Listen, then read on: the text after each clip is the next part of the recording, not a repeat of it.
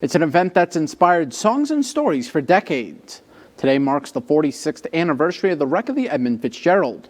The iron ore freighter and her 29-man crew were lost on this date in 1975. Marquette historian Fred Stonehouse said the tragedy stands out among roughly 7,000 known shipwrecks on the Great Lakes.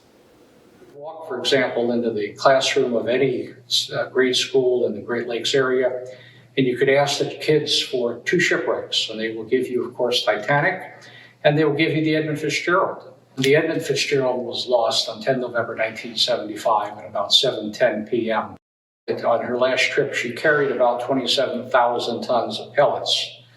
That was enough pellets to be able to manufacture 7,500 automobiles. Nobody could believe that this particular ship, this ship that was arguably the pride of the fleet for the Ogilvy Norton Company, considered to be one of the best freighters on the Great Lakes, could be destroyed by a Lake Superior storm. The tragedy is thought to have changed the way the weather on the big lakes is predicted, Stonehouse said. People also respected the Great Lakes a little differently afterwards.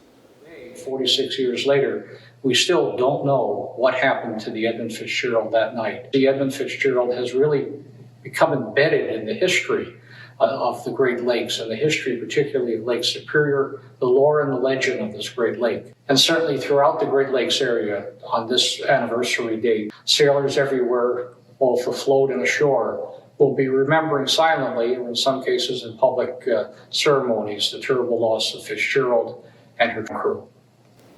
To learn more about the history of the Edmund Fitzgerald, visit the Marquette Maritime Museum website or check out our website, abc10up.com.